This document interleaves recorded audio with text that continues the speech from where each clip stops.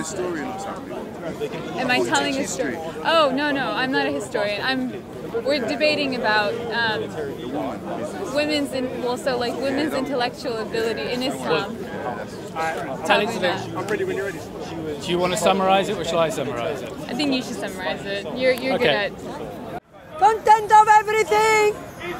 Content of everything!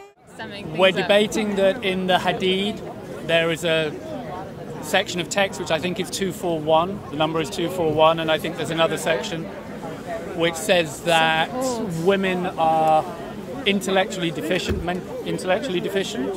and in terms of not voting, what's the... So the Hadith just says intellectually deficient, period, and then it also says, in one narration it says just intellectually deficient, in another narration it says intellectually and religiously deficient. And then there's the 2-to-1 thing.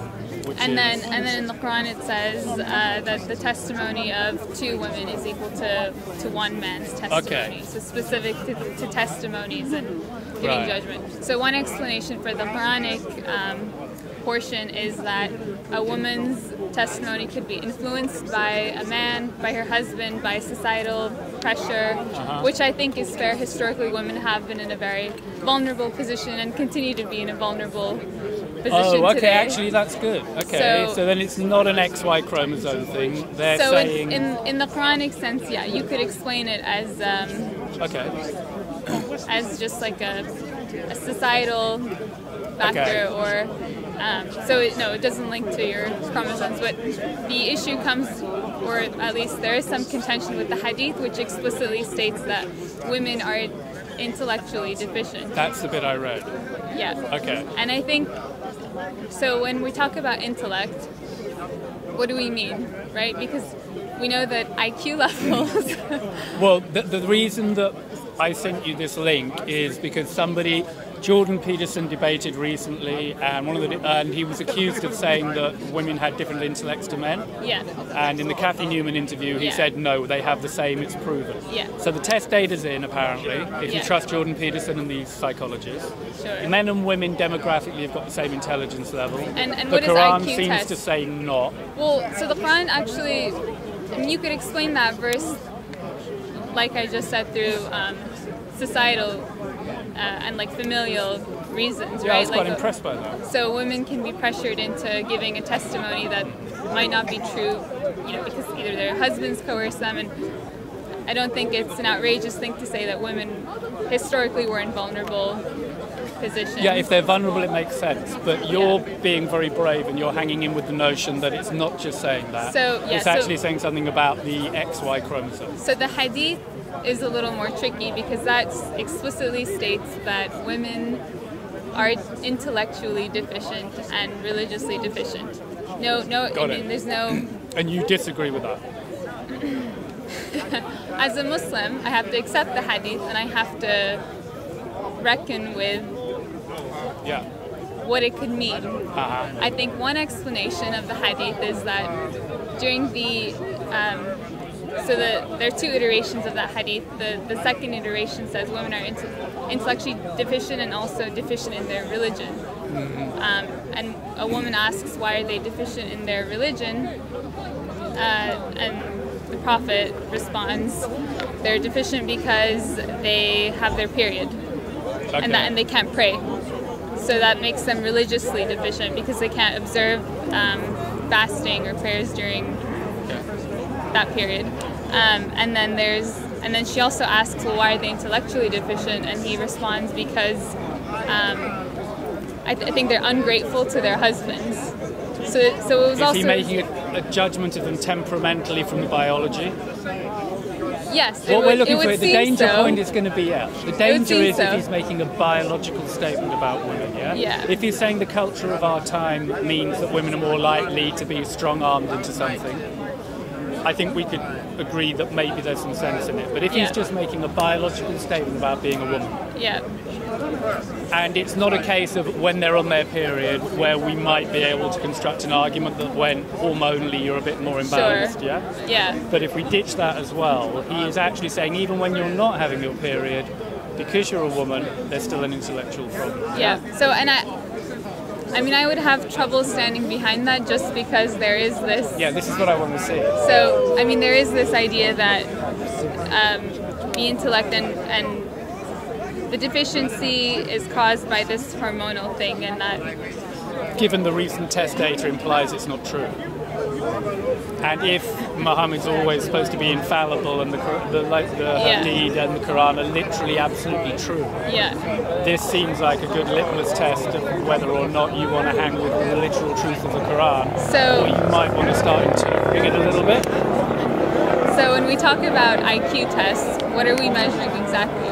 We're measuring cognitive ability, mathematical ability, I think it's like spatial recognition.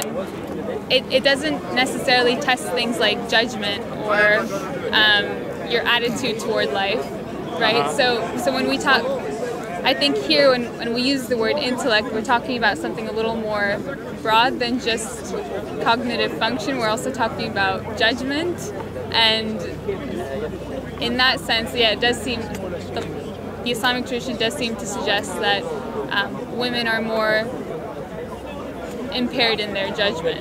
Yeah. And thank you for not ducking it. Yeah, so I mean, I can't duck it, right? It is what it is, and there are explanations for that. Yeah, no, because from my point of view, I'm not primarily interested in that debate. I'm primarily interested in seeing somebody reach the edge of what their doctrine tells them they should believe. That's the far more interesting thing, yeah? Sure, okay. Is how literally should people be taking their own faiths, yeah? Now, because I've asked you the hard question about Abraham, would you kill your son? And this is the second kind of hard question about, are you going to take that bit of text literally? Okay, so this is where... And I'm hoping at some point you're going to go, you know what, I'm still a Muslim, but I'm going to become a Muslim with a slightly smaller M because I think I need to contextualize something. I think that anyone who claims to be a Muslim and take the entire Quran literally... How many people here do? I think it's being a little bit dishonest. And I'll tell you why. Because, you know, on the one hand, we read some of these, you know, quote-unquote violent verses, which have been revealed contextually and which explain a historical, like, I mean, it has a historical precedence and it applies to a period in Islamic history that's still very important to Muslims, and it's something we read and we study about. Sure. But on the other hand, you have these other verses that say, well, there is no compulsion in religion. So if I'm going to be a literalist in my reading of the Quran, I need to take all of it into consideration. Yeah, that's the problem with being a literalist. Well, but it's not, because literalists are often dishonest about the way they interpret it. Not just the way they interpret it, but what they choose to be literal about. Because if I'm a literalist... But you didn't just do that. You accepted the literal reading, accepted it created a problem, but your inner conscience didn't then jump ship. Well, no, so... And that's obviously the interesting thing Okay, so let me just go back to my point about taking the Quran literally, right? If I'm gonna approach it literally, I have to approach all of it literally. Yeah. And that means that I need to find a way to reconcile, you know, quote unquote violent verses with more, you know, mundane verses. Like, there is no compulsion in religion. Equally important, because they're both found in the holy text. I can't be choosy. If I'm going to be honest about how I read the text, I have to be honest with all of it. Unfortunately, what you see with a lot of these, like, you know, extremists and... I've got an interesting question. Sorry. No, it's not what it is. Where did you get the notion that honesty was a virtue? I feel like I'm in the hot seat right now. I'm like fighting up. But you don't have to if you don't want to be. I wasn't. Is this okay? Yeah, that's... Yeah? Well, I think sincerity is... I think honesty is a virtue as well. I'm just asking where you got the notion from, because I'm hoping that if I dig that one, I'll discover that you didn't just get it from the Quran, you also got it from some inbuilt critical sense you have, which isn't totally derived from the Quran. Yeah, sure, absolutely. I think where I get my notion of honesty is it's innate. I think... Okay, right. It does have basis in religious tradition. You can't follow something So if you look at why some of the reasons why the pagans were looked down upon by the Muslims, it was because they merely stuck to their guns because it was the religion of their forefathers, and they chose not to reason with their belief and to think critically about it. Okay. Sorry, I'm losing my voice. No, it's fine. In the Islamic tradition, there is an emphasis on thinking critically about your faith and why you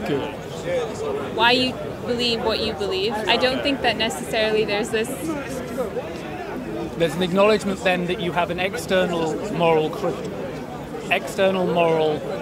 component in you, which didn't come from the Quran, right? Yeah? Of course. So we have to do an interplay of comparing our own... reason is very well, reason critical. But reason isn't necessarily a moral quality. Yeah, you can be rational without applying it in a moral way. Honesty, I would say, is a moral quality. I don't know if you'd agree on that. I think honesty has got a moral dimension, whereas just being mathematically accurate is not a moral thing, it's just a consistency. Do you think being introspective is religiously, do you think being introspective is a moral No, if I'm trying to dream up ways to commit genocide, then no, it depends how I'm using my introspection. Or rather, self-reflection, do you think that that's... I think it's a potentially moral... Sure. Yeah, it depends in what spirit and with what motive you're reflecting. But I think self-reflection is important, to look at the rules, cross-reference the rules. Yeah. But you can only cross-reference the rules if you've got more than one source for where your notions of right and wrong are. So taking the Quran as one is fine, but there'll be certain people here who their only source of, the only compass they'll accept is the Quran. So you're in a bootstrap problem, because I need and hope to believe that everybody's got a second innate sense of logical self-consistency and morality, which they're comparing with the thing, yeah? Yeah, I would say that reason is one of those. I wouldn't call it a moral quality, but it's small print. You're fine. Yeah, reason. It's an important quality that people have to develop before they can accept any faith or worldview, right? Okay. Like you have to. If you're going to be sincere, you kind of have to know why you're accepting whatever religious or worldview tradition you're accepting. Yeah. So, I'm not sure where I'm going with this, but... I know where I'm going. Okay. So where I'm going is... So once we've shifted into I have to take this text interpretatively, and you're already at that point. But it's not up to us to interpret. It's up to the history of Islamic scholarship. And we just admitted there's a bit of you which doesn't gain its moral authority from the Quran. Sure. You just said the innate part of you. The innate part of you looked at the Quran. It's made a critical decision that I can't take this literally at every level. Once you've opened that Pandora's box, and sorry, it is one, then the question becomes, on a sliding scale of literalism, how far can I afford to move? Yeah? And that's the question I'm now asking you, because I'm speaking as someone who, although I've got still a lot of respect for religion, I think in order to keep its potency alive, you've actually got to take it very metaphorically, a lot of it, because if you take it literally, so on a sliding scale, I'm a long way away from being what you might think as being classically religious, right, and yet I still want to defend a lot of religions, including Islam, Christianity, Buddhism, and so on. And my response is people can't just open up the text and decide for themselves. We have to rely on our scholarship and our imams and the rich history of the Islamic tradition, because you can't just... There's a lot of danger in just opening up a text and deciding. I mean, you can make inferences about certain things, but you can't just act on something that you read out of your own will. Well, no, but there's dangers in both. If I trust my own inner compass blindly, that would be foolish. If I trust a book that somebody's handed me blindly, that would be foolish. But you can The clever thing to do is to keep interfacing the two of them the same way. If you're walking a tightrope with one pole, the same way you go, I'm leaning too far left, and you counterbalance, You need two guiding lights in order to calibrate your movement. Sure, and I'm bringing, let's say, a third guiding Which is what? Which is the history of scholarship that exists in the Islamic tradition. I don't recognise that as being separate from the Quran. That comes with the package. Well, so not necessarily, because there are various readings and exegesis of the Quran, and people can. So for instance, the Salafis will take certain verses very literally and say, well, God is, sits on his throne in heaven, and that's where he is. Yeah. So we can't say that God is in people or in the trees or in animals. And they'll reject any sort of notion that of a God that it exists in any capacity through his creation or. Okay, you're right. Okay, so there's three. I'll buy three. Okay, so there's the text itself. There's the people with a history of interpreting the text, and I think in Judaism there's the same. It's not and just then there's people, your innate critical faculty, which is independent of it. Yeah. So the people who are responsible for interpreting the text have to obviously be qualified to. In the Arabic language, in the prophetic tradition, in the Quran, and it takes decades of scholarly study, and they also have to be, of sound mind, reliable character. And what conclusion did they reach about the 2 points I chucked to you, Abram killing his son and women being mentally deficient? Well, I haven't read enough within those two topics to give you an answer, but I would say that depending on who you're reading, you could have any number of explanations. Because the Quranic, Islam isn't, we hear this all the time, but Islam isn't a monolith. We don't have one. Did anyone in that tradition draw the conclusion that just that bit in the Quran was just wrong and it shouldn't have been? Did anybody ever just draw that conclusion? I don't think so. There may have been, but they would have been in the minority, and they probably wouldn't have been respected by the majority scholar. Because I think for the most part, we take the text seriously, and I take it seriously. When I look at any religious book, I go, when this was written, it was written by a physical hand of man. It didn't arrive on the page by a pen floating in midair. Sure. A human being was holding a pen when it happened, but... And then there was a second decision a load of people made to say, and we'll take all those bits of paper and put them together, because if you look at the Dead Sea Scrolls, there's a lot of politics in deciding which books should go together. Yeah. And that's man as well. So it's different in the Islamic tradition. In the Jewish tradition, the Torah was compiled, I think, 1,000 years after Moses' life. In the Christian tradition, it was I think a few centuries after Jesus' death. In the Islamic tradition, it was just a couple of decades, if not less, after the Prophet's death. Okay. Yeah. So Let's exactly. assume then that Islam compiling couldn't be a problem. Yeah. You've still got the basic problem, weak link, which is a physical man held a pen or woman and wrote the words, yeah? Yeah, but nobody's claiming they magically appeared on a piece of paper. No, but it... like bits and bobs. Yeah, but... It's like bits and bobs manuscripts, and there's a manuscript in the University of Birmingham at the moment, which is going back to Uthman. Right, but nobody's claiming that it wasn't a human being holding a pen that wrote that down. But what we do claim, though, is that the Quran was revealed through the angel Gabriel to the Prophet Muhammad. And that was, and everything that the Prophet recited was recorded. I get it. It's a viable idea that God, a divine force, acted through a human hand is a viable idea. I'm not saying it isn't. But then and then everything he said was recorded. So it's possible the divine will go, I'll find a human being to act as a medium and I'll channel. That is possible. As a critical thinker, you know where I'm going.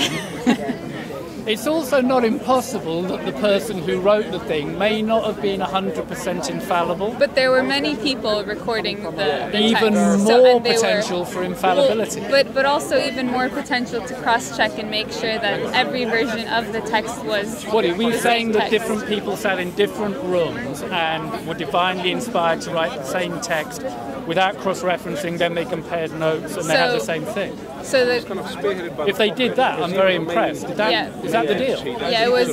People also memorize what you say as well, so it's not just written down. Yeah, exactly. There was a lot. I get it, but what's that? Even right now, you have millions of Muslims that have completely memorized the Quran. So even if I was to, for example, make a copy that was wrong, probably within days of it being published. I get that, but I'm looking at the very first one that landed.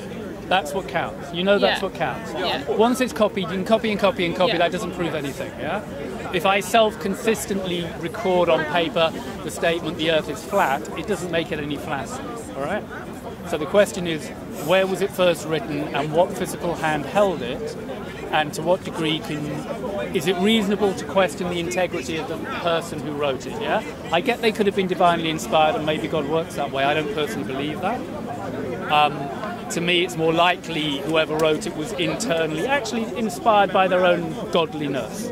So I kind of do agree with you. Well, so people didn't write on their own accord. It was all, everything happened through the like observation. Yeah, it wasn't like someone in the room. It happened under the supervision of the prophet who directly received the revelation. So everything the Quran. So everything that we're reading in the Quran was initially revealed to the Prophet Muhammad. How do we know that? Well, let me guess. It's written in the Quran? No, it's well. So there's references to it in the Quran. There's references of so Moses is the main character, but Muhammad is the person who's most invoked. Not always by name, but scholars have inferred that most of the Quran invokes. Or Muhammad is the most invoked person in the text. But so we're saying Muhammad watched another person write it? So Muhammad expressed the revelation that he received verbally to people, to the scribes. Sorry, I'm just getting a lesson in Islam that I should have learned before I came here. That was the main way that the message was transmitted. Yeah.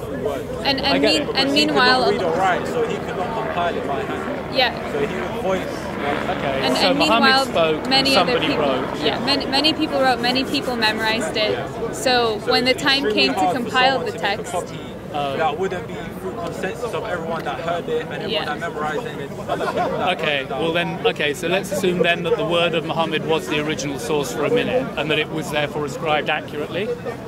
That then raises the question, it doesn't mean that what Muhammad said was actually accurate. He's just the prime mover in the chain, yeah? Yeah, well, because we believe that he's infallible. I know, but when the bootstrap problem of if he makes statements like women intellectually deficient, if that's his statement, and your own internal moral quality sounds a bit suspect, and the evidence that's come out says it's not true. But he gives you examples of why they're deficient, and also why they're religiously deficient, why they're intellectually deficient. Do you believe women are intellectually deficient?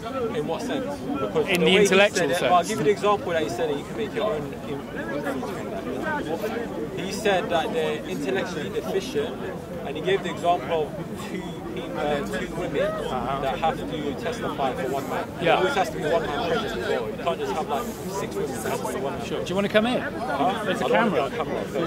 Really? Why not? Not too many people watch like videos. Well, this is try being a woman on camera. They're always judging about my appearance. Just don't read your reviews. The idea is to just have a good debate, film it, and then don't read your reviews. I did try to tell him like kind of cut down, but he said being there for so long. I think you should come in. But it's just viewing-wise, it's difficult for people, and I think this is a good discussion. No? You can have the chair. You know what? Let me. Yeah. Do you want the little chair? Speaking for too long. The second example he gave in why they're deficient in their religion. He said that. Hang on, we moved from the first point. I think my key question was: do you believe that women are intellectually deficient? Well, I don't believe they're intellectually deficient in the sense of like IQ tests and they're too long to do certain things, but in the sense that they can easily be persuaded, or not easily. So you're talking about testimony in terms of their testimony, right, and their judgment in that sense. Easily persuaded than men. Okay, because that's what Mariam said, and it was maybe quite acute. The idea is they could be more intimidated, and therefore. And that doesn't necessarily have a bearing on their IQ, right? It just means that in this. Okay. It is a shame that Muhammad, who's very wise, chose the word intellectually deficient. Well, so that wasn't very. So in translation, it means intellect, right? I would need to read the Arabic and cross-check this with an expert right? Because it could mean approach, it could mean attitude. Like we're really not sure because there's a lot that's lost in translation in terms of what Muhammad So best actually case meant. scenario for you guys is actually if we got the words right, what he meant was they're more liable to be intimidated in our culture, and therefore you shouldn't give equal weight. Yeah. Yeah. That's in the society most generally. optimistic interpretation. That is the most optimistic. Yeah. Okay, maybe is that the interpretation you want to agree is the case? Is that? Let me ask you a question. If someone was mentally deficient, Yeah. would you take their testimony in any sense at all? If they were less intelligent, for example, an expert versus a layman, yeah, then if there were enough laymen collectively on a topic where you didn't have to be a total expert, I'd be stupid to ignore them. On the other hand, I give more weight to an expert. Does that make sense? And in that sense, we also. I kind of meant that in a general sense as well. Yeah, but so it means that they're not so deficient that they Yeah. cannot testify in the sense that they're mentally retarded. Yeah. They don't really. That's That's a low bar. That's a low bar, but sure. That's a very low bar. Okay. I mean, as in, some people interpret it as like, oh, they're just baby making. So you would have thought Muhammad really would have just then said, look, he would have used words along the lines of, we have a culture where women tend to be more intimidated. You know, in order to protect women, I don't think we we- should do X. Wouldn't Well, that have worked better? So I don't think that they had a lot of the same language. I mean, we have these ideas about culture and you know, how the sexes behave in situations, which I don't think it existed as pointedly in you the think it was time. just I think implicit it was, when he said it would be understood? for the most part, yes. And I also think that we can't just take this one hadith just in isolation, right? We have to look at other hadiths and say, oh, well, what makes the testimony of a person No, I'll go reliable? with your I'll buy your Their interpretation. character, their. Okay. I mean, when we're talking about the Quran and hadith, we can't just take again. We can't just pick these verses and hadiths in isolation. We have to look To at be honest, it. I'm trying to search for something which people will go, okay, that's unacceptable. Where you'd look at your own book, and I'm not trying to take a pop at Islam per se. Yeah, no, I don't it's- have a literalist interpretation of any religion, yeah? Yeah. Where you'd look at your book and go, okay, on that point, I've got to admit, it's just wrong. Yeah. You'd And be the hard. minute you do that, I'm you're gonna be forced to honest. start interpreting your metaphorically, and a whole door opens. So Yeah. I could, on this point, I'm I think- persuaded that if I'm charitable, maybe you're right, and this isn't the point. Yeah. What yeah. about And Abraham? I think you're hard pressed to find, at least with a lot of Muslims. I mean, you'd be hard pressed to find, you know, reformers and people who, like Majid Nawaz, who want to completely reinterpret the entire tradition. Because it's also dangerous when you open that metaphorical door, right? Oh, it's very, very dangerous. But Right? I would argue that is what the part of jihad is, precisely the danger of Exactly, opening the door. exactly. It's the struggle of interpreting something. If you don't take the interpretive step, I think it's much, much easier. It's far less Yeah. spiritually challenging to just go, it says it, so I'll do it. Well, I don't know if I would agree with it being less spiritually challenging because there's still. Well, you don't have to morally grapple with whether, you don't have to look in the mirror and reflect on whether you may be at fault in any way. You don't no Yeah, longer have to sure. engage the innate Sure. part of yourself which looks for honesty and criticality. You can dump all of that, and some people will, and I think that's very dangerous. So I think when religion is constructive, it's feeding into your innate sense of reason and honesty, and it will create a self-consistent moral picture and a self-consistent scientific picture. So I'm looking for inconsistencies in any position. Yeah, I mean, all I'm going to say to that point is the jihadis are the people who wage unrestrained conflict, who target civilians, are, in a very strong sense, Islamic reformers. So the minute we open that door, it leads to, you know, Pandora's box, because Sometimes Pandora's box needs... given the current climate on Islamic extremism, I don't think so. I think we need to go back to our tradition, and But then people need to be reminded I'm that stuck with a text that believes that homosexuality, for example, is wrong. Yeah? the act wrong in the of sense homosexuality. because you have to So understand what it acting means. on. Acting on, but it thinks it's an innately flawed feeling to have. Yeah? Well, not it's, for feeling. example, me. You can feel however you want to feel. But you mustn't act on it. But if I you have- lust over a woman, Yeah. I shouldn't. But if I don't act upon it, I don't get the sin. And I would also for say I sure. should get reward for Yeah, the sin restraining is in the choice. You have emotions. the same thing. If but I had at the same something for a male, sorry. No, go on. but I didn't act upon it, I haven't committed any sin. I can be a full Muslim. Yeah, Sure. and we can't. It's not the actual homosexual, like the feelings of homosexuality is wrong. It's the action of acting upon it. Well, if you act on your feelings of heterosexuality within the context of a marriage, that's fine, yeah? I have a feeling, I act on it, no problem. But if you're born gay, then if I have a feeling and I act on it, there is a problem. Well, but that's not for anyone to judge. But that's between a person and God. Okay, so what people do behind closed doors, it's not. It doesn't take you outside the fold either. It's a sin. You're constantly sinning, but it doesn't take you out. And actually, I would say I can't even say that, like, I don't think it's in anyone's place to judge and tell someone you have to pick between being gay and Muslim, because unfortunately that happens a lot, and we can't judge what people do behind closed doors. But if we can prove, for example, if I sneak, we've had this discussion I think before.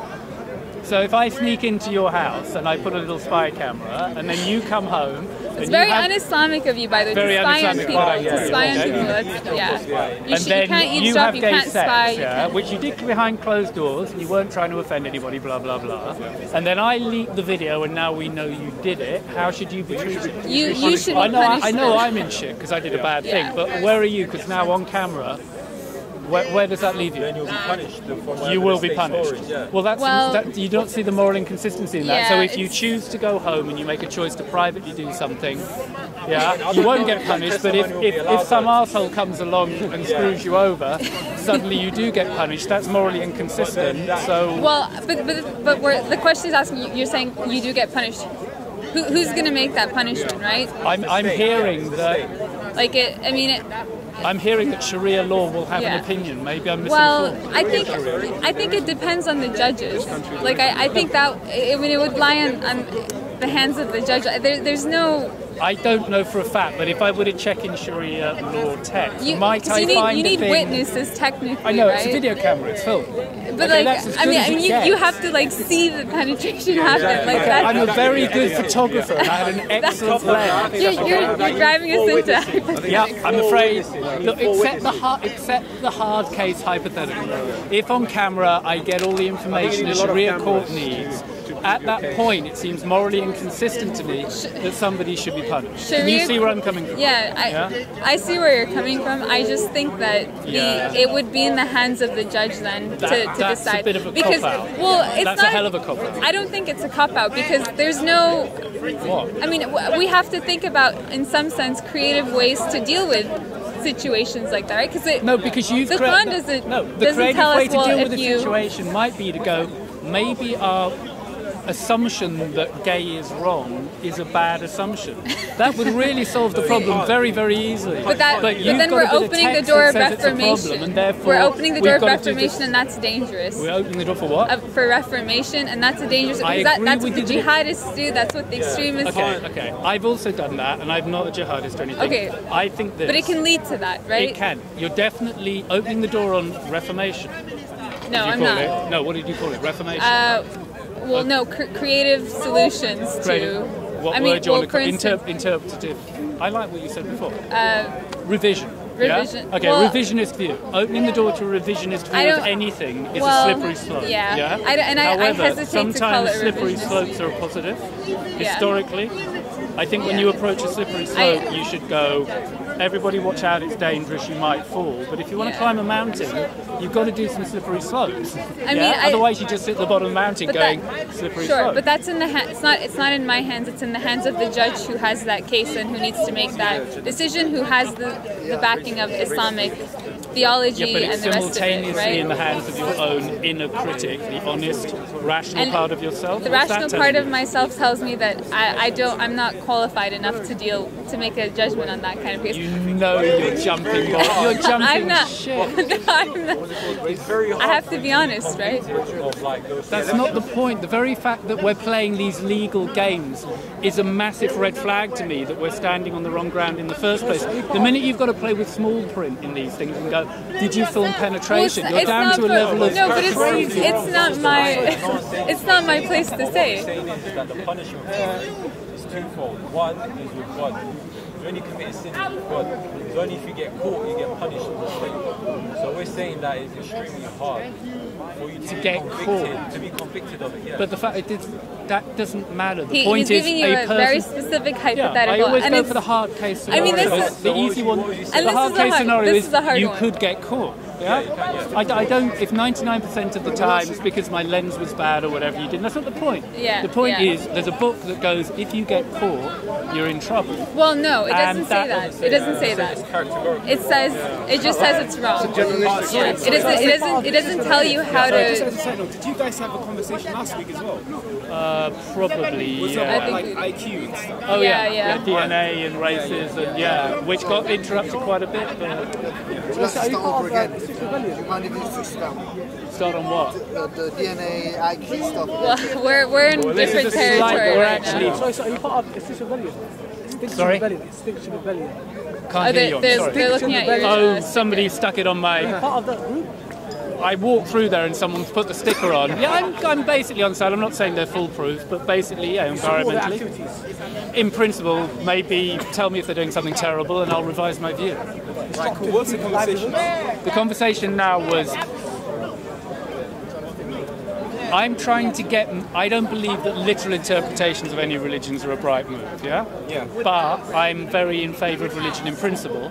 I think Buddhism's got merits, I think Islam's got merits, Christianity, etc., yeah? So I'm not an atheist, although for some reason I've been labelled as an atheist on YouTube, which is annoying.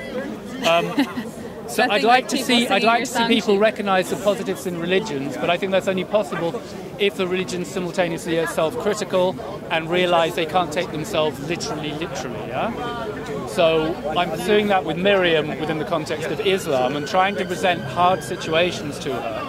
And I presented two. One, the bit where it says women are mentally deficient, which seemed like a bit of a red flag. The other was whether or not Abraham should have killed his son, which is common to Christianity and Judaism, depending on which way you read them. And it seems to me that a guy killing his innocent kid is a point at which your own moral instinct would hopefully kick in and go, maybe I shouldn't do this, maybe I'm hallucinating God, maybe a good God wouldn't want me to do it. Which was the parallel thing we could have discussed. Yeah, so let's take hallucination and all of that out of the picture. If you know for certain, for a fact, that God is commanding you to do something, and you act upon that, so it could, that is our this debate shift. It's the same aim, but it's a different debate. Yeah. So I mean, for religious, or at least in my view, that's where my sense of morality comes from. Well, there's two self-checks you've got to do here. The first one is, am I self-deceiving about God talking to me, yeah? And that's not a fatuous thing to do, because there's loads of people who think God told them to do a whole load of things that I think would agree God didn't tell them to do. The human mind is a complex and self-deceiving thing. So, number one, you have to do that check.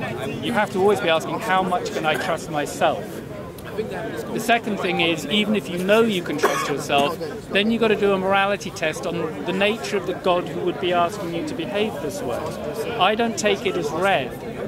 If the God behaves morally inconsistently, then I have some issues with the God. Because I expect the God above all else things to be morally consistent. Yeah? Sure. So it's those two things. So let's put it this way. If we know that there is a judgment day, and that God is the person who's going to judge. If we know that, yeah.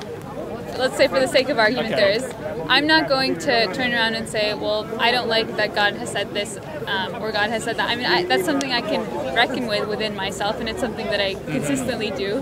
Right? To quote the scholastics, I reason to believe and I believe to reason. It's just part of the process of being a person of faith.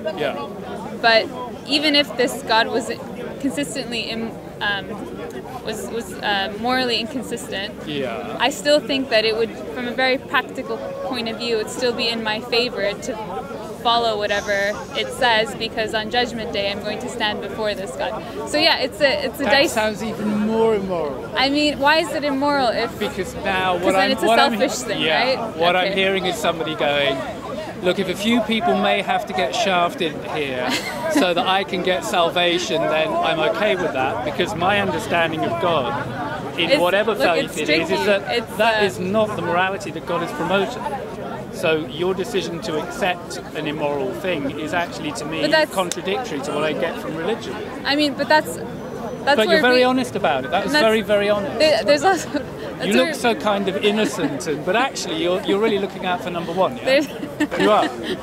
I mean, I think that's where reason comes in as well, right? I'm not just gonna read the Quran and say, well, okay, this is what this one verse says, and I'm gonna go out and act on it. I'm going to reflect on what this says, and I also understand that in a different situation that might not apply, right? Like it has to be, you know, to quote Sam Harris, situationally appropriate. Yeah, for sure, it has to be situationally appropriate. Right. But you've concluded it would be situationally appropriate to kill your innocent son if you sincerely believed God had told you to do it. Well, it wouldn't be okay for me because I haven't. Oh, we're talking hypothetically if you had a son. And hypothetically if you were told and you believed you were told, then your judgment call would be to do it. Would I do it? I don't know. Well, I think there's two questions. I think maybe you wouldn't, and I think that speaks very well of you. But the other question is, do you believe you should? And I think you believe you should. Let me ask you a question. Yeah, go. According to it's a question from last video, last Sunday's video. Do you believe that black people or African people, African descent, have less IQ compared to people of non-African descent? Well, that's totally not this discussion. That's what you were saying last Sunday. So no, he wasn't saying that. No, I will do this. It's just it's going to really change the discussion. We have to change the discussion. Do we? Do we have to? I think we're having pretty good conversation. Because he made a point. Okay, no, you're right, I did, and I'd actually like to go there, and this might sound rude. Because the critique you made of the guy in the other debate was about his beard, it seemed to me the critique you made of him was quite shallow, yeah? Now maybe that was you having a joke and you're not normally that shallow, yeah? It was a joke, but anyways, I was trying to... Because if you want to do that discussion, I'll do that discussion. Guys. I don't even know much about Palestine history or what if we just fucked her right in the pussy? Well, I think that was very inappropriate, by the way. It's alright, we can work. Forget those people. Yeah, no, we get it. Go on. So basically, yeah, go on. Can we help you with something? I'm listening. All I'm trying to say is... Biggest corner. Oh, sorry, were you with those guys? Or? Wait, what's that? Carry on talking, bro. We're having a debate. Who are you to tell them how not to talk? Debate. Go on, then. He's standing here, he's standing there, I'm standing here. What's going on? No, there's just a guy who came up here. A couple of guys just came up, they interrupted in a rude way. Was it me? No, it wasn't. Just forget about it, carry on. I'm just asking Okay, no, don't worry, carry on. So you're not with them? Carry on. Okay, alright. If you are with them, I don't want to carry on. If you're not, I will. Carry on. Continue. I don't need your permission to continue. I want to know if... I'm not here. Okay, you guys are going to heckle. What's your heckling for? We were just heckling, so we just want to make sure. No, you weren't heckling. So why are you saying I'm heckling? You weren't heckling. No, don't shake my hand. You're fake, bro. Carry on. He wasn't trying to shake your hand, by the way. I was trying to shake his hand. Oh, you were shake my hand. You're fake. Right, go on. Hey, shut up, ever like a big noisy people. Shut up, you fucking tool. Which one are we on? Yeah, let's drop the bad language. We don't need bad language. Carry on, man. Sorry, I apologize. Let's talk about love. Let's go back to love. No. We're having a debate.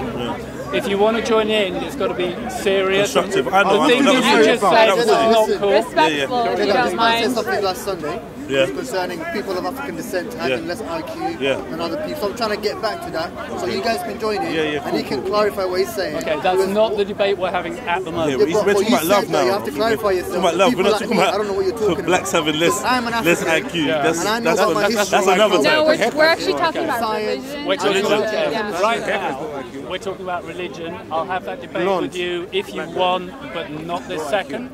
Because right now we're specifically on the what is the premise of this religious debate? The premise of this particular debate is... You can watch it on YouTube if you really want. Okay, I want to hear what your debate is about. I want to be involved. Okay, the question I'm asking myself is, do I want to reiterate a whole debate now? And the answer is no, just the premise. What is the topic? Just the premise. Okay, the premise is... How literally should you take your faith? If it says something in a book, if it says something in a religious text, how literally should you take it if it works against your conscience? That's the basic debate, Cool. We found a couple of things in the Quran I've focused on, one of which implies that women are less intelligent than men, so should that be taken literally? The other is Abraham's decision to kill his son. I consider that an immoral decision. So do I. Okay, good. Now it says it in the book, and apparently it came from God. So should you just subsume your moral instincts to what you think God tells you, or should you bring your own moral instinct into play and think about it? Who told you God told you? God didn't tell me to do it. No, I'm asking, that's a good one. Who told them God told you? According to the book, God told Abraham. I'm not saying I believe that happened. I'm just saying it's a litmus test of your own personal morality, should you do it. Now, I wouldn't. Sounds like it was a normal practice at that time. It wasn't what, killing? Well, normal or not, the question is, is it moral? Well, the fact that an angel had to come down and stop the process shows that it must have been permissible at one stage. Yeah, but I don't think that proves it. Right, it's a test. Yeah. Something that you don't think is conceivable. To test how deeply to sacrifice a human being. I think it's mad. Is that not conceivable? It's conceivable, but I think it's generally wrong.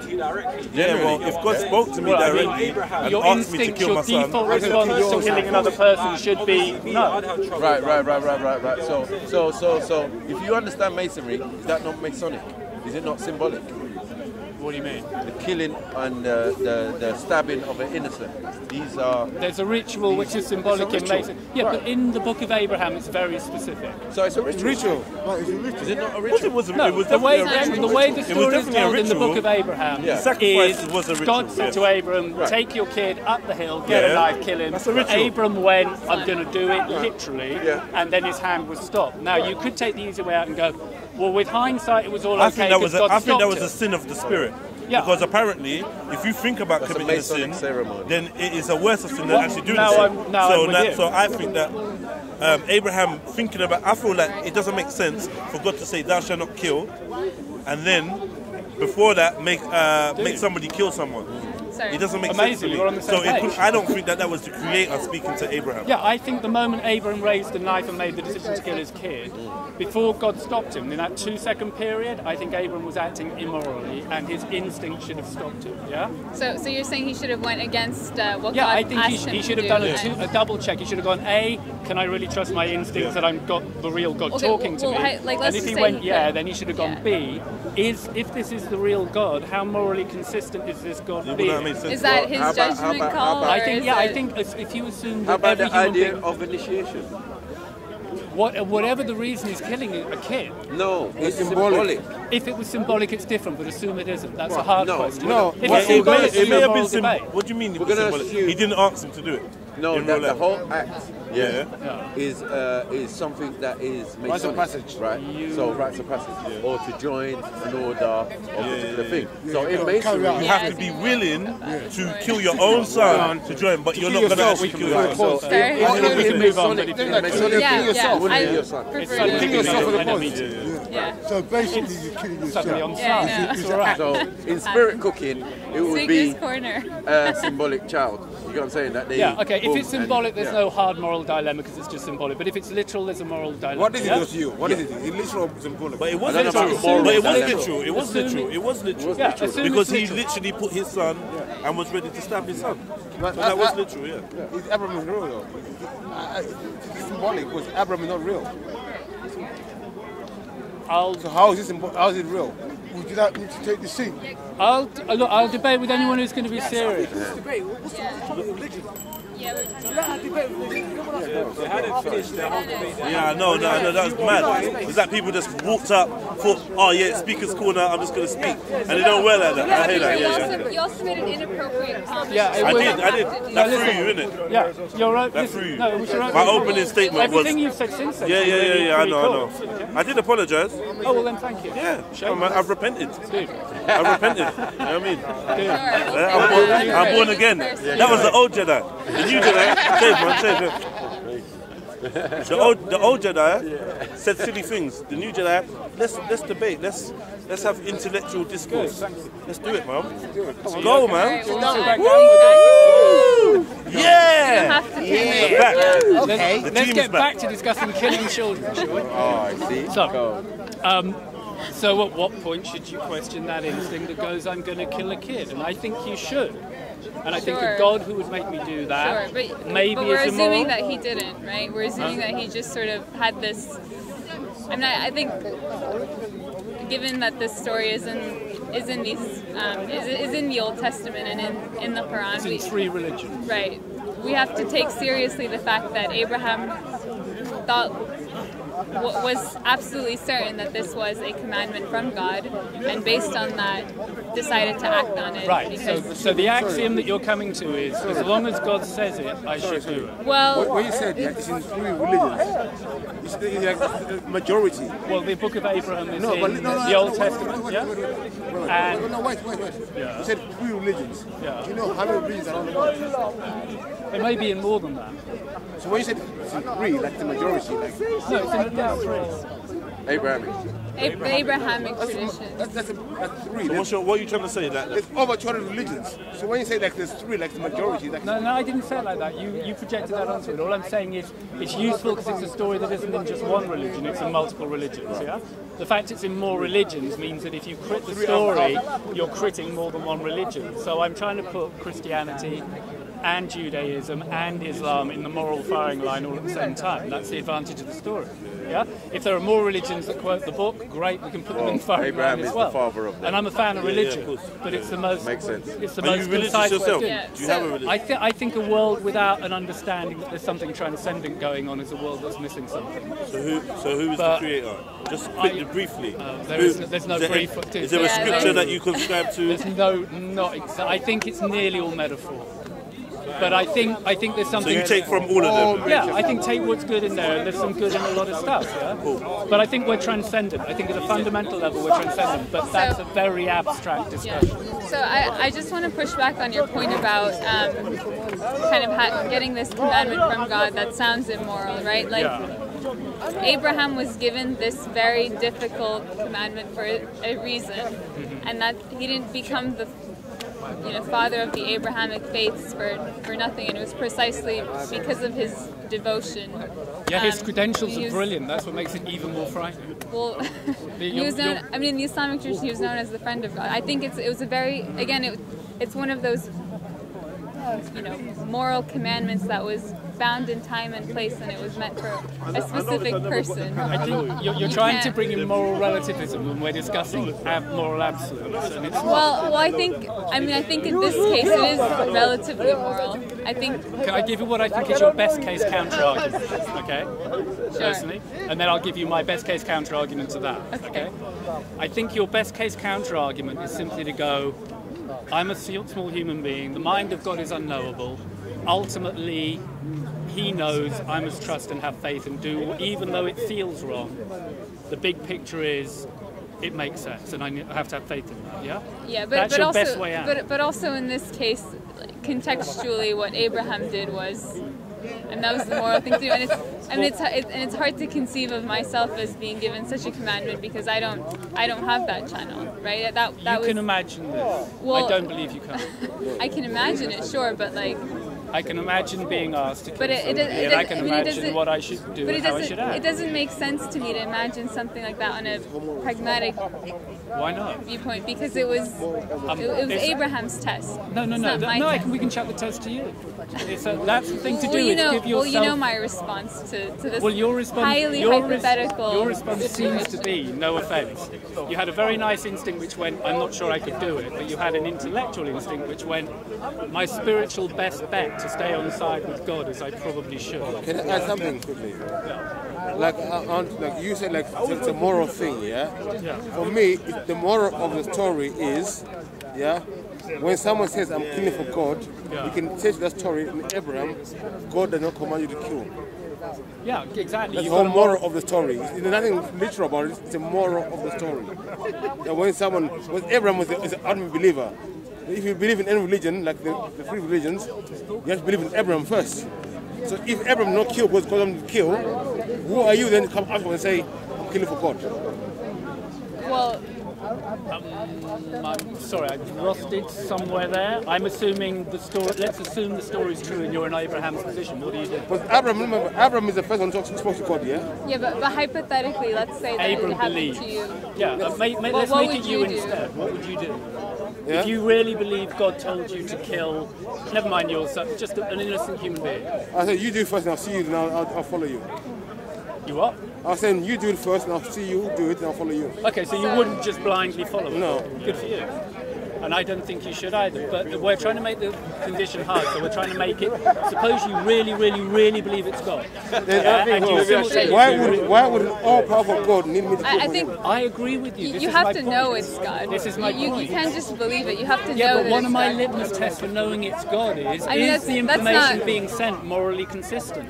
And if the information being sent isn't morally consistent, I'm left to conclude either A, this isn't God. But perhaps Abraham had another channel of knowing that it was God, and it probably had nothing to do with his idea of... But whatever empirical evidence he's got for his being God, he is still left with the conundrum, this is then an immoral God.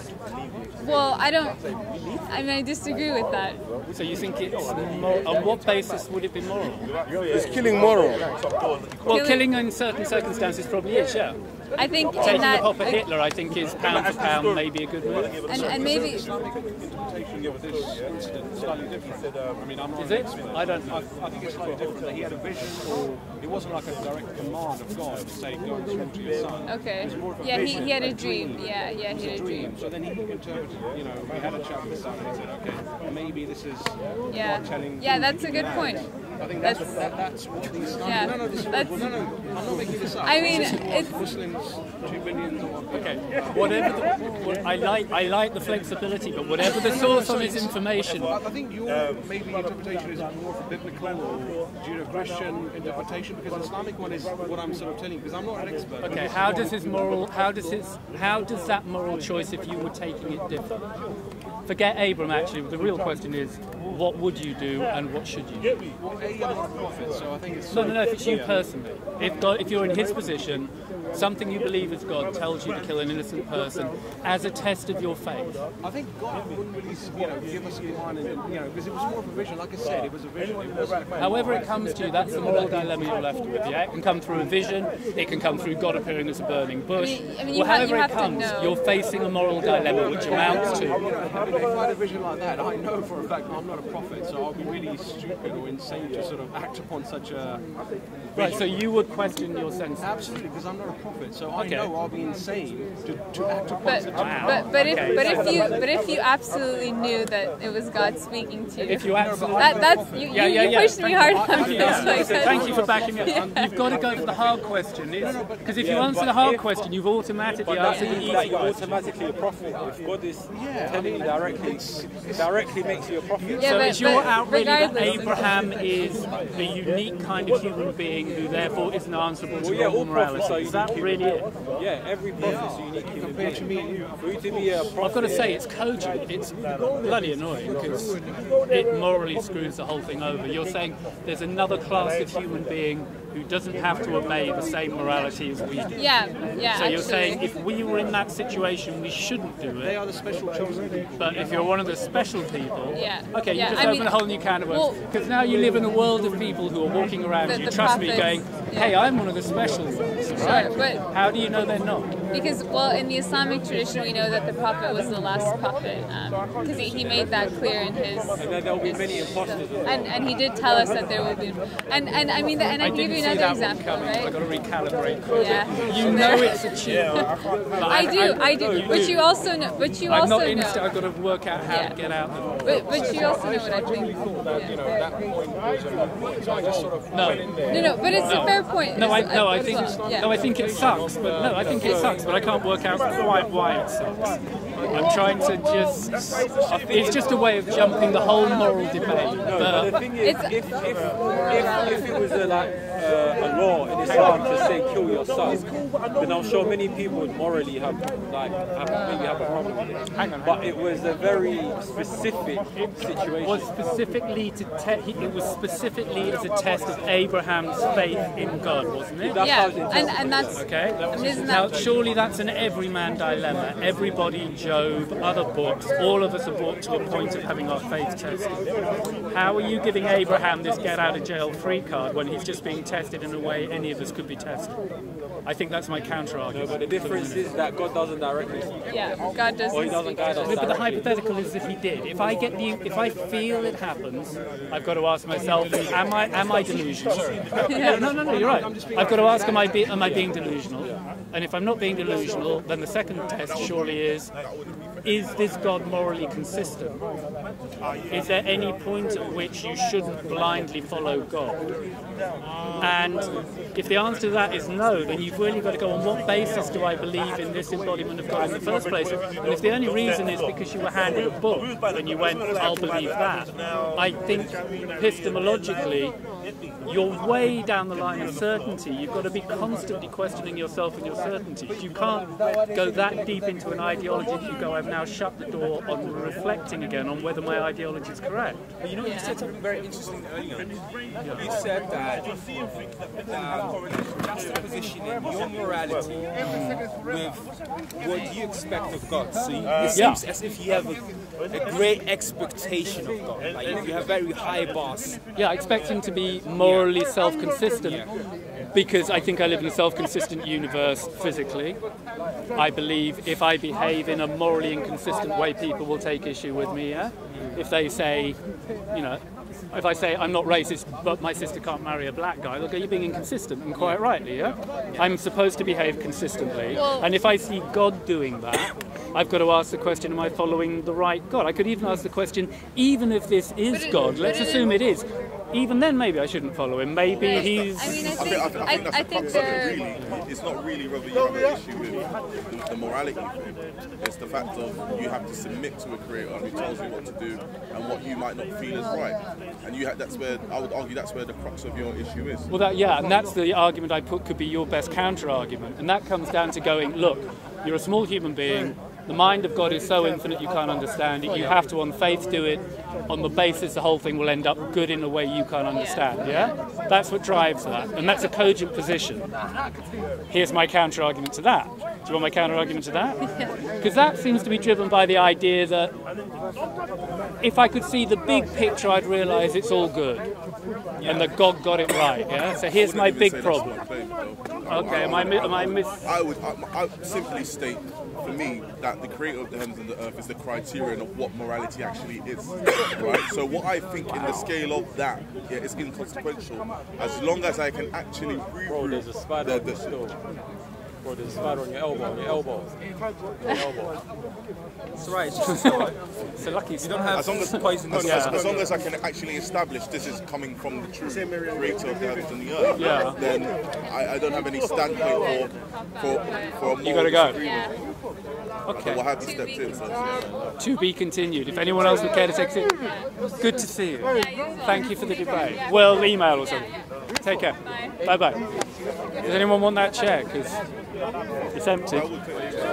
Somebody could. Content over everything from your humanity. Man, say it straight. Man, don't listen to BBC. Man, don't listen to ITV. So your bottom line is whoever the creator is, they're the boss. I do what they. Sorry, apologies. Really? So if it turns out the devil just got created, you're okay with it? If the devil got created, if you're okay, whoever the power monger is, you're on his team. Is that the deal? So whoever the creator is, whoever's worthy of worship, the person who's the power behind everything, that person is the one that needs to be obeyed. That thing, but I don't believe that's the devil.